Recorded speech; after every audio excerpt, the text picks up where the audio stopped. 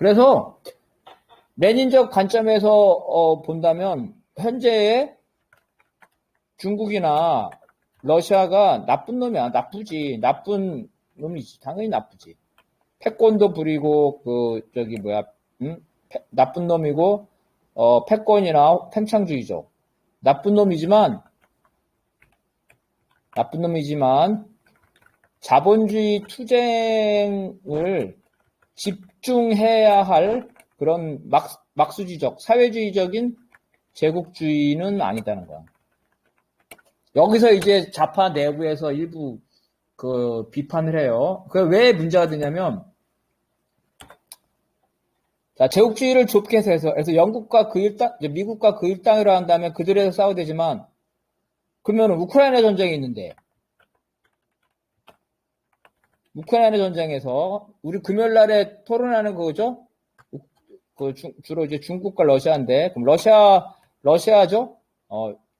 그리스 공산당은 러시아 제국주의와 미국 제국주의의 투쟁이야. 첫 번째. 그래서 이거 어떻게 되냐면 우크라이나는 희생양이야. 그죠? 러시아 제국주의, 미국 제국주의, 조그만 나라가 거기서 희생양. 그래서 이 사람들의 이제 이런 걸 가져가게 되면 실천이 어떻게 되냐면 양비론이 돼. 그죠? 러시아도 나쁜 놈이고 미국도 나쁜 놈이고. 그죠? 그래서 우리 사회주의 투쟁, 반자본주의 투쟁을 하는데 반자본주의 투쟁을 하는데 어때요? 타격 대상이 분산되죠. 지난 이양좀 전했지만 2022년 대선 때 내가 노동당 선대본에 있었어요. 그래서 우크라이나 전쟁이라는데 미국을 규탄하자 그러니까 일부에서 러시아도 나쁜 놈이니까 러시아도 규탄해야 한다 그래서 미 대사관 앞에 가서 항의 집회해야 된다니까 러시아에 가서 항의 집회해야 된다는 거야. 심지어 어떻게 말했냐?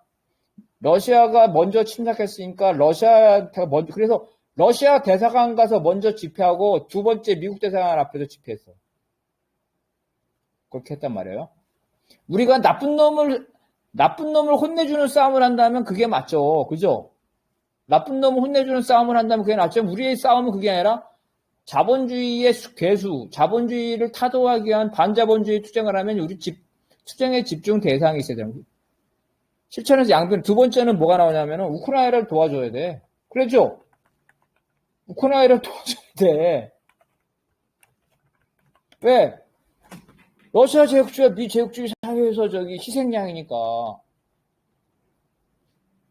그럼 우크라이나를 도와주는 건 결국은 뭐게 되는 거야? 미국하고 우크라이나 한 편이니까 미국이잖아요. 그죠?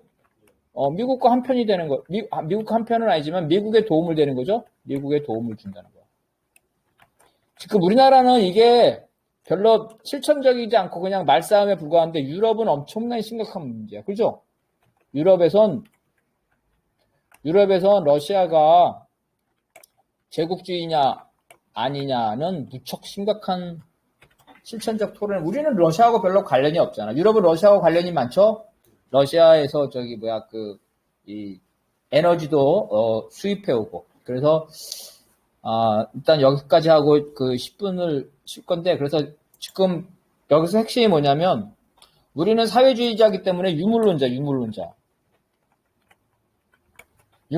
특징은 뭐냐면 실천을 우선하고 실천을 위해서 이론이 여기에 복무를 해야 돼.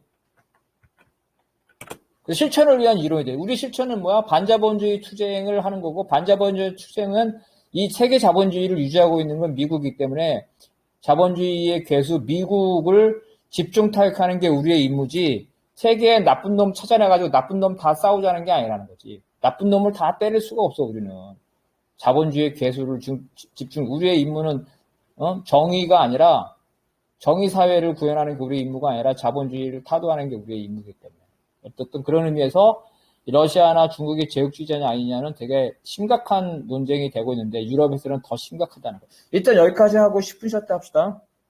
그래서 아까 말한 대로 이 제국주의라는 말을 어떻게 쓰냐에 다르다는 거예요. 사람마다. 근데 막스레인주의에서는 아까 말한 대로 이 좁게 해석한다는 거죠. 왜냐하면 타격 대상을 줄이기 위해서 좁게 해석을 한다는 거예요.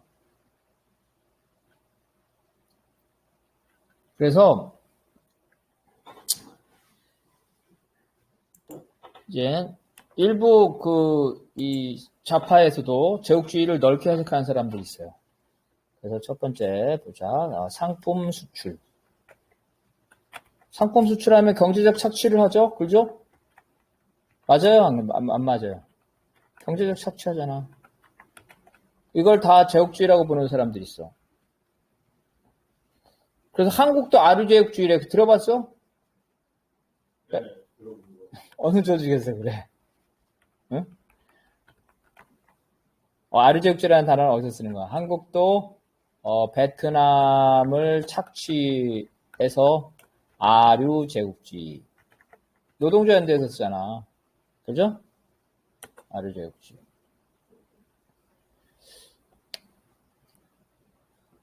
그리고 이제 정치적 영향력. 정치적 영향력이죠. 이 정치적 영향력을 넓게 보는 거야, 넓게. 즉, 식민지가 아니더라도.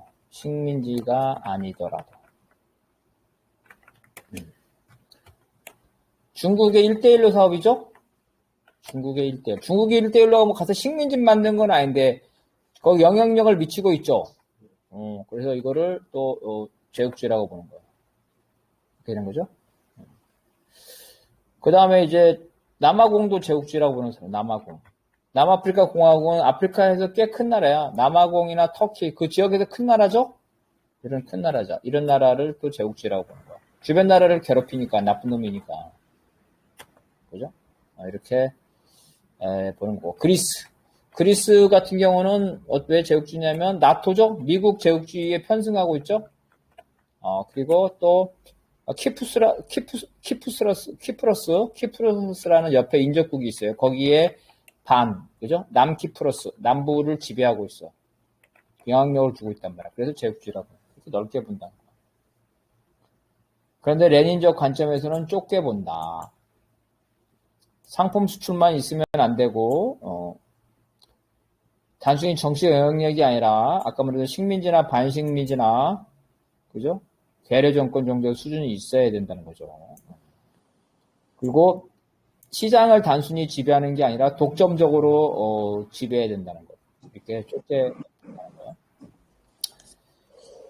그 다음에 이제 그 사회주의자 중에서 독일의 카우츠키라는 유명한 사람이 있었는데 이 사람은 제국주의를 뭐라고 했냐면은 자본주의 국가에 고도로 발전된 제국주의는 발전된 자본주의 국가의 정책이다. 정책이다. 이렇게 봤단 말이에요. 레닌은 뭐라고 그랬냐면 정책이 아니라 자본주의의 최고 단계다. 스테이지 혹은 시스템. 자본주의의 최고 단계다. 정책이다. 정책과 단계가 뭐 아무것도 아닌 것 같은데 큰 중요해요. 정책이라는 건 뭐냐면 선택 가능한다는 거야. 선택. 자본주의과는 이 제국주의 정책을 선택 가능. 그래서 제국주의 정책을 선택 가능. 다시 말해서 안 할 수도 있다는 거야. 안 할 수도 있다. 이게 중요한 거. 안 할 수도 있다. 이 정책이라는 거. 그죠? 정책이라는 할 수도 있고 안 할 수도 있죠. 근데 최고 단계 시스템이라는 거는 글로 갈 수밖에 없다는 거야. 필연성이라는 거야. 필연성. 선택이 불가능해. 이게 레닌의 입장이야. 이 카우츠키의 정책이라는 입장은 어떤 의미가 있냐면 선택이 가능하니까 제국주의 국가들, 그죠? 제국주의 국가들이 선택을 통해서 전쟁을 회피할 수 있다는 거야. 그래서 이게 1차 대전인데, 그래서 제국주의 1차 대전. 영국, 프랑스, 독일이 식민지가 아닌 유럽 자기 마당에서 전쟁을 일으킬 만큼 그렇게 멍청하지 않기 때문에, 그죠? 자기 집 마당에 멍청하지 않기 때문에 제국주의 정책을 선택할 수 있다. 안 할 수도 있다는 거야. 그죠? 이게 차이잖아요. 레닌은 그게 아니라 선택이 반드시 할 수밖에 없기 때문에 어때? 전쟁이 불가피하다. 전쟁이 필연적이다. 이렇게 주장합니다. 여기서 이런 차이점이 있는 거예요. 그리고 이 정책이 아니라 시스템이다. 단계다. 자본주의의 단계다. 그렇기 때문에 사회구성체라는 거야. 단계. 자본주의의 단계다. 혹은 시스템이다. 자본주의라는 건 사회구성체죠. 사회구성체다. 제국주의는. 어떤 사회구성체냐? 제국주의는. 제국주의 국가. 자, 사회구성체 우리 배웠어요. 사회구성체. 사회구성체라 하면 물적 토대, 하부구조. 그죠? 이것도 하부구조. 이 하부구조라는 거는 뭐냐면 생산 양식이죠. 생산력과 생산관계, 생산 양식, 그 다음에 경제생활. 이런 물적 토대와 상부구조, 정치, 그런 거죠. 정치, 국가, 정치, 이런 거야. 다시 말해서 사회 구성체라는 거는 뭐냐면은, 사회 구성체는 정치, 경제적, 그죠?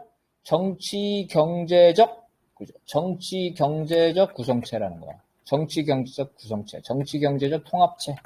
이렇게 표현할 수, 물론 군사도 당연히 들어요. 이게 개념이 중요해요. 왜냐면은, 정치, 경제적 통합체라는 거는 정치, 단순히 정치적 영향만 밑에서 안 되는 거고 경제적으로 착취해서만 안 되는 거고 제국주의가 되려면 정치적, 경제적 이 통합돼야 된다. 다시 말해서 아까 레닌이 말한 어떤 5가지 표지가 있는데 정치적인 면, 상품 수출과 자본 수출, 그 다음에 금융 자본의 우위, 그 다음에 시장의 분할, 그 다음에 마지막에 식민지, 특정 지역에 대한 정치 군사적 지배. 어느 하나만 있으면 안 된다는 거예요. 그러면 한국이 제국주의라는데 한국이 무슨 정치적으로 뭐가 있어요? 한국이? 그 한국이 제국주의래. 아류제국주의. 그런 그래서 이 사람들은 제국주의라는 개념을 확대시키는 거예요. 어떻게? 경제적 착취. 제국주의를 경제적 착취만 해도 제국주의다. 그리고 정치적 지배를 정치적 영향력으로 확대하는 거야. 나쁜 놈이 되네, 나쁜 놈. 그죠? 아까 말한 대로 어때? 이영동지, 세상에 지나가다 이영동지가 정의하다 나쁜 놈을 다 혼내줄 거야? 미국도 나쁜 놈이고, 중국도 나쁜, 러시아도 나쁜 놈이고. 그럴 수는 없죠, 우리가, 그죠? 나쁜 놈은 많지만, 우리가 타겟으로 잡는 놈은 바로 자본주의의 개수, 수계, 미국. 그래서 좁게, 이게 바로 실천적인, 이게 분석적인 접근과 이론적이죠? 분석적 접근. 이 분석 접근이라는 건 제국주의 개념이 뭔가, 나쁜 놈이 뭔가, 이렇게 생각하는 거야. 이게 분석주의적인, 이 지식인적인 관점이죠. 지식인들은 맨날 개념적으로 하잖아, 그죠? 머릿속에서 생각하잖아. 그리고 우리의 실천적 접근은 뭐야? 목표가 먼저 딱 정해졌어. 뭐야? 자본주의 타도. 자본주의 타도해야 되니까 그 중에서 자본주의 괴수, 미국을 타도. 이 목적, 이 목적에 부합하게 제국주의를 어떻게? 제국주의를 협소하게 해석하는 건다는 거지. 물론 이거에 한계점도 있지. 왜냐하면 일반 사람들이 이런 생각 안 해. 일반 사람이 사회주의 아니죠. 일반 사람들은 어때? 제국주의를 나쁜 놈이라고 생각하죠. 그래서 미국은 제국주의자가 아니야. 미국은 제국주의자인데 중국과 러시아는 제국주의가 아니야. 그럼 일반 사람들이 이상해서 중국 놈도 하고 러시아 놈도 나쁜 짓 많이 하는데 왜 제국주의가 아니라는 거야? 저 새끼도 이상한 놈 이렇게 생각하면 일반 사람 당연히 그렇게 생각해요. 우리는 그렇지만 미국도 나쁘고 중국도 나쁘고 러시아도 나쁜 놈이지만 사회주의적 관점에서 타겟 대상은 미국에 집중해야 되기 때문에 이 제국주의라는 개념은 사회주의적 개념이기 때문에 모든 나쁜 놈을 뜻하는 게 아니라는 거야. 이게 이제 그러면은 왜 유럽에서는 왜 이 문제가 되냐면 유럽은 러시아를 두려워해요. 두려워해. 당연히 두려워하겠죠. 옛날에 러시아가 유럽에서 별로 힘이 세지 않았는데 지금 유럽 다 힘을 합쳐도 러시아를 못 이긴단 말이야. 러시아를 무서워하고 있어. 러시아 포비아가 있는 거예요. 그래서 러시아를 비판하고 러시아에 대해서 공포나 이런 비판 의식이 일반 민중들한테 많아. 그러니까 그 일반 민중들의 정서를 반영해서 러시아도 제국주의라고 그렇게 주장하는 좌파들도 있다는 거예요. 그래서 이게 중요한 건 제국주의는 정책이 아니라 시스템이다. 정책이라면 회피할 수가 있지만 자본주의가 시스템이기 때문에 회피할 수 없다. 필연적으로 제국주의로 간다는 거예요. 그런 이제 차이점이고. 그래서 이제 우리가 이제 제국주의 개념을 많이 했고 역사적 사례를 갖다가 이제 쭉쭉 볼 거예요. 그 다음에 할 분이 누구지? 오준희 동지 혹시 이거 보여요? 예. 예, 한번 읽어주세요. 자본주의 제국주의는 상품 수출과 자본 수출을 통해 이윤을 추구하는 자본주의 시대의 제국주의이다. 따라서 자본주의 제국주의는 상품 수출과 자본 수출과 같은 경제적 목적이 기본이다. 따라서 본국의 영토 보호나 확장, 종교 전파, 사회주의 이념 전파와 같이 경제적 목적이 아닌 경우는 자본주의 제국주의가 아니다. 자본주의 제국주의의 기본 요소가 상품 수출과 자본 수출이지만 특정 국가가 특정 국가에게 독점적으로 상품과 자본을 수출하려면 그 나라의 산업 정책을 지배해야 한다. 정책 결정권에 대한 지배는 과거에는 주로 식민지 점령으로 나타났지만 오늘날에는 자신에게 복종하는 대리정권, 괴뢰정권을 조종하는 것으로 나타난다. 또한 특정 나라에 대한 상품 수출과 자본 수출을 독점하려면 거대한 자본이 필요하고 이러한 자본은 과거 여러 종류의 산업자본에 불과하였지만 오늘날에서는 다양한 산업자본을 지배하는 금융 독점 자본으로 나타난다. 네. 여러분 중국이 베트남 침략한 거 알죠? 같은 공산주의 국가끼리 전쟁을 했어. 중국이 베트남을 침략했어요. 침략한 후 철수했어. 혼내준 거죠, 혼내준 거. 그죠? 이런 건 경제적 목적이 아니죠. 이 중국이 뭐 베트남에다가 상품 수출하려고 베트남을 침략한 게 아니잖아요. 그죠? 모두 침략했다고 해서 제국주의라는 게 아니야. 우리가 이 사회주의적인 이 관점에서. 그리고 중국과 인도가 전쟁을 했죠. 국경 분쟁 했잖아, 국경 분쟁. 이런 경제적 목적이 아닌 침략은 제국주의가 아니라는 거예요. 물론 나쁜 놈이지. 그죠?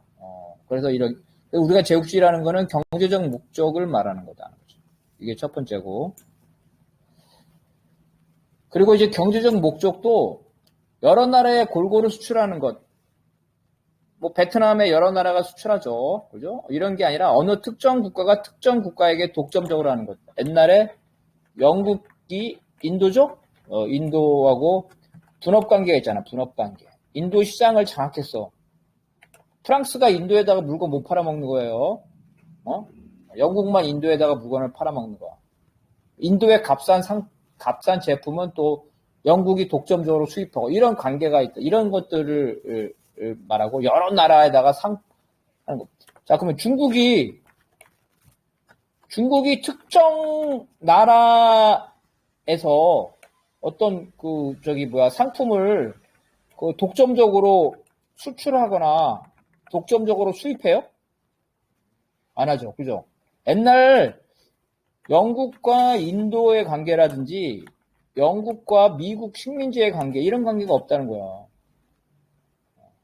여러 나라가 가가지고 중국이 착취하죠. 물건 팔아니까 뭐 이익을 얻는 거에 착취고 1대1로 가서 나쁜 짓 많이 하고 있단 말이야. 그렇지만 그런 우리 과거에 말하는 그러한 독점적 관계가 아니라는 거죠. 그래서 독점적 관계. 한국도 돈 많이 벌죠. 한국 엄청나게 한국이 지금 어느 정도냐면 이탈리아 수준이에요.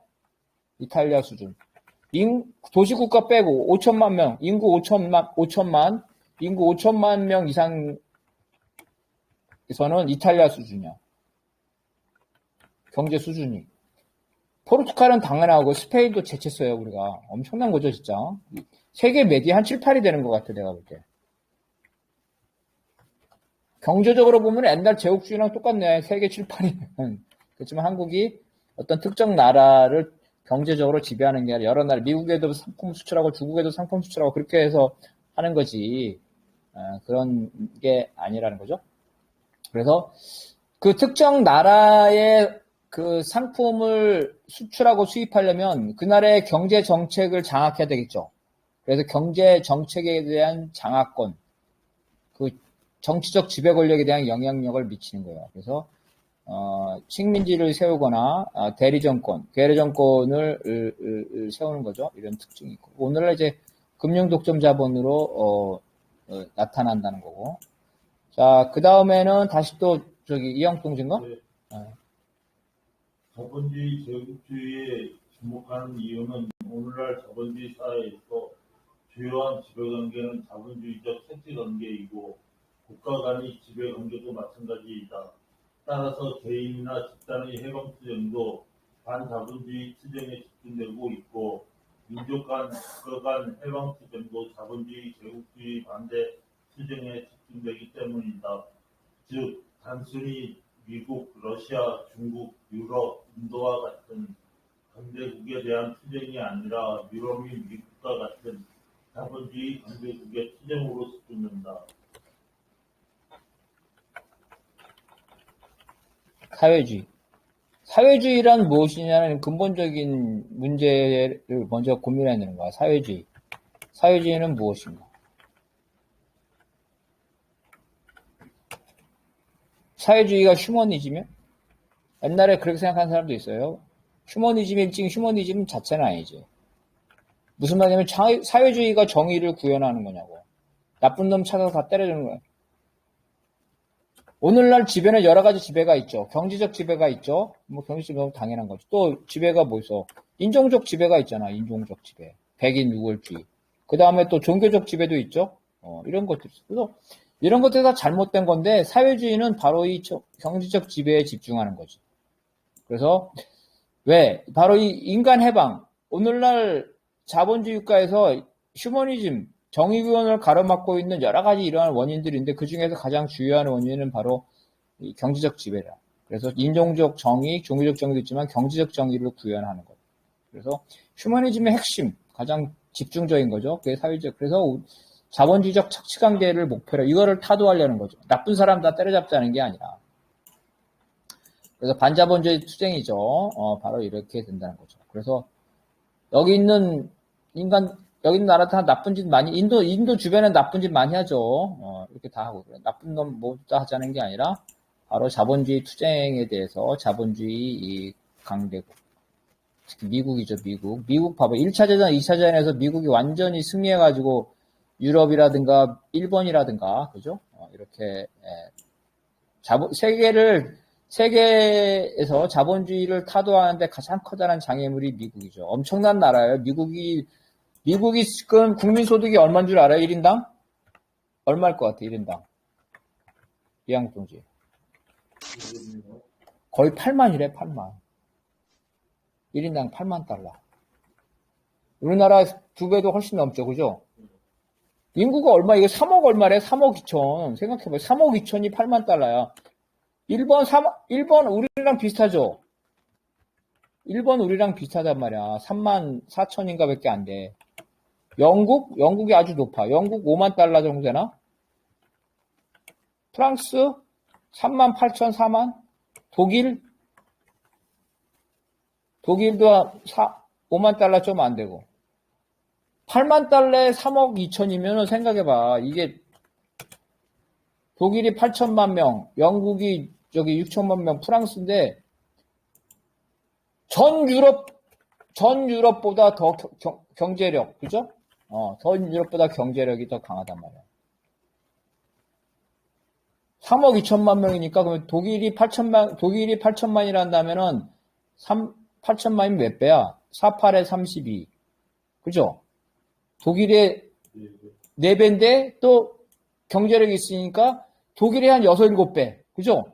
프랑스에는 뭐 한 10배 이상 이렇게 되는 거야. 그러니까 결국 유럽의 모든 강대국을 합쳐도 그렇게 강력한 자본주의의 이 중심주고 자본주의를 이끌어내는 이 국가가 미국이라는 거지. 그죠? 미국 하나만 싸우기도 힘든데 전선을 넓혀가지고는 하나만한 얘기라는 거죠. 좀 그렇다는 거고. 그래서 우리 함경남 동지가 다시 이걸 읽어봅시다.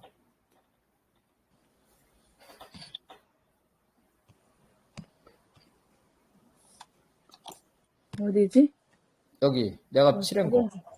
자본주의, 제국주의에 주목하는 이유는 아니, 그거네, 요거. 내가 칠한 거지. 자본주의, 제국주의 역사는. 자본주의, 제국주의 역사는 스페인 상업 제국주의, 영국 산업 제국주의, 미국 제국주의로 이어진다. 유럽에서 로마 이후 첫 제국은 스페인 제국이다. 1588년 무적 함대가 영국 해협에서 태풍으로 완패당했다. 1618년 종교 문제로 30여 년이 시작되면서 1580년 병합된 포르투갈이 1648년 네덜란드가 독립한다. 네덜란드가 잠시 해상권을 장악했으나 1562년에 영국에 패했다. 영국과 프랑스는 스페인을 굴복시킨 후 제국주의 전쟁 끝에 영국이 승리한다.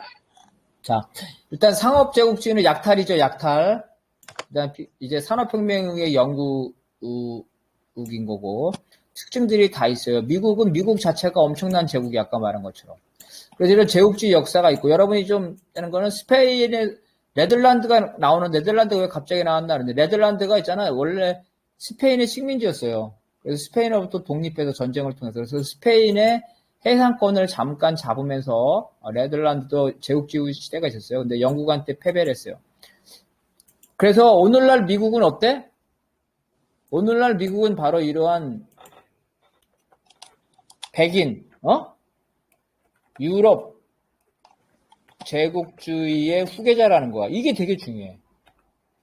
이런 역사를 왜 보냐면 바로 무슨 말이야, 후계자는? 노하우죠, 노하우. 노하우를 계승했다는 거야. 미국 역사가 몇 백년밖에 안 되잖아. 근데 실은 그 미국 역사 몇 번밖에 아니지만 바로 앞서 있는 모든 이러한 제국주의의 노하우를 미국이 다 계승했다는 거야. 이 역사를 보면서. 그죠? 멀리 로마 제국 때부터 세계를 지배하는 그러한 그 기술을 쫙 축적된 기술이 바로 미국한테 계승됐다는 거야. 미국을 우습게 보면 안 돼요. 온갖 재주가 다 있어. 그래서 영국한테 물려받은 재주는 뭐냐면 동맹정책이라는 거야. 동맹정책. 동맹정책은 뭐냐면 나의 친구를 확대하고, 그죠? 적의 친구를 줄인다. 동맹을 많이 만들어내는 거야. 나의 동맹을. 그리고 상대방을 고립시키는 거야. 그죠? 우크라이나 전쟁이 그거죠. 러시아와 우크라이나하고 사이좋은 나라 있잖아요. 같은, 오직하면 크림반도까지, 소련 시절에 러시아가 우크라이나한테 크림반도를 줬어요.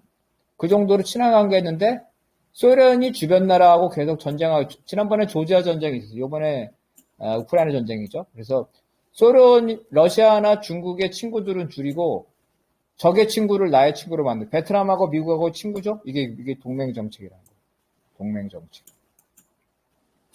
그래서 나는 마치 시소처럼 그 동맹을, 이 사람하고 동맹을 맺고 저 사람하고 동맹을 해서 균형을 잡는 거야. 균형. 그래서 영국의 방식은 어떤 거였냐면, 내가 영국이야. 자, 영국 사람. 내가 영국이야. 나는 바다 가운데에 있다. 분리하면 바다, 그죠? 바다를 방패로 대륙에 개입하지 않는다. 이거야. 그 다음에 대륙에서 강대국이 생기면 영국을 침략하니 대륙에서 강대국이 생기지 않도록 프랑스,